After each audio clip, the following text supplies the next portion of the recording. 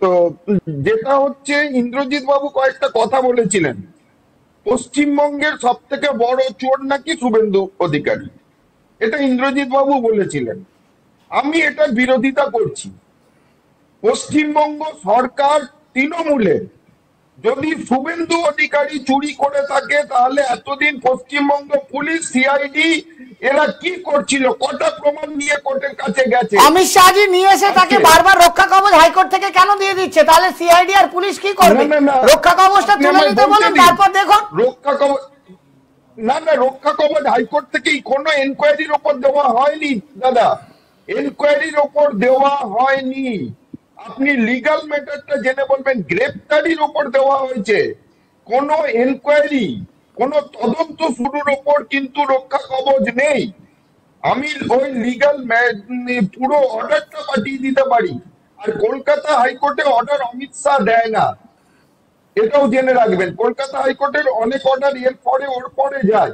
আর কলকাতা হাইকোর্টের ইন্দ্রজিৎ বাবু যখন হাইকোর্ট প্রসঙ্গটা এলো, আপনি অন্য প্রসঙ্গে চলে গেলেন বলে হাইকোর্ট প্রসঙ্গটা যদি এলেন, হাইকোর্টের ইন্দ্রজিৎ বাবু বলেছিলেন যে দিল্লি কেন ওটাকে কেন সুপ্রিম কোর্টে নিয়ে গেছে।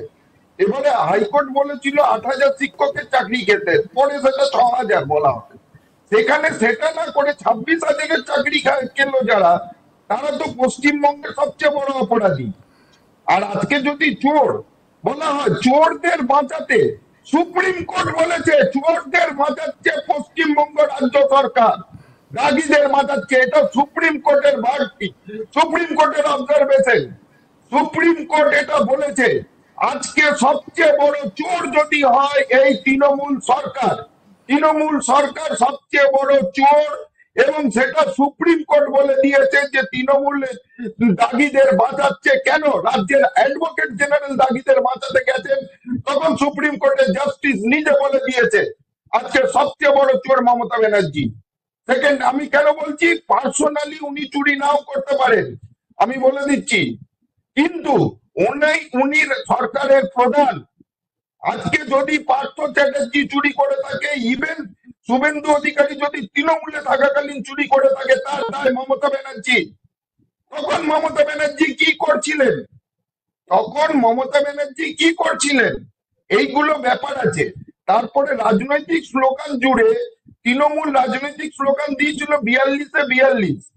আমি তার ক্লিপিং পাঠিয়ে দিতে পারি, তার পোস্টারও পাঠিয়ে দিতে পারি। দিল্লি যাবে হাওয়াই চটি, এইসব তৃণমূল। মমতা ব্যানার্জি প্রধানমন্ত্রী হবে, তৃণমূল প্রত্যেকটা লোকসভা ইলেকশনের আগে বলে, বিধানসভা ইলেকশনেরও আগে বলে। আর 42-এ 42 ওনারা বলেছিলেন, সেটাও হয়নি। সুতরাং রাজনীতিতে এই যে স্লোগান লক্ষ্যমাত্রা ধার্য করা, এটা আলাদা জিনিস।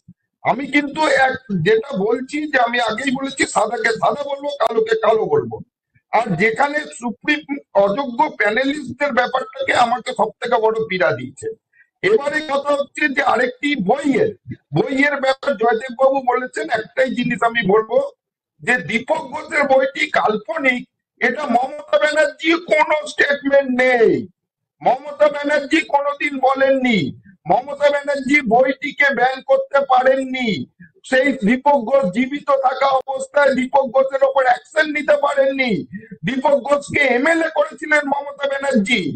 তো দীপক ঘোষের বইটি যদি কাল্পনিক হতো, এত বছর ধরে মমতা ব্যানার্জি সেটাকে প্রতিবাদ করতেন। এই ইস্যুটা আজকে ডিবেটে আসা উচিত ছিল না, কারণ একটা অনেকটা বটতলা চটি গল্পের মতো বই, সেটা নিয়ে আমি নিশ্চয়ই আসতাম না ডিবেটে। যেহেতু কথাটা তুললেন, তো আমি বলছি, মমতা ব্যানার্জি দীপক ঘোষকে তাহলে জেলেই ঢুকিয়ে দিতে পারতেন, ওনার সরকার ছিল, উনি ঢুকিয়ে দিতে পারতেন। দীপক ঘোষ মারা গেছেন তো সবে 1 বছর হলো, তার আগে পর্যন্ত তো জীবিত ছিলেন, উনি অ্যাকশন নেননি। তো সুতরাং আমি বলবো যে আজকের যে ইস্যুটা ছিল, সেই ইস্যুটার ওপর যে বলাটা, ইস্যুর ওপর বলা, জয়দেব বাবুর যদি আমি সহমত নাও হই, জয়দেব বাবু যে বায়োলজিক্যাল নন বায়োলজিক্যালের কথাটা বলেছেন, সেটা যে অর্থে উনি বলে থাকুন। স্বরূপবাবু কি বিজেপির মুখপাত্র না? তো উনি তো সমাজকর্মী। আপনি কি তৃণমূলের মুখপাত্র না? তাহলে আপনি কি করে স্বরূপবাবুকে বিজেপির? আমার কথা শুনে আমি কান ধরে ক্ষমা চেয়ে নিচ্ছি।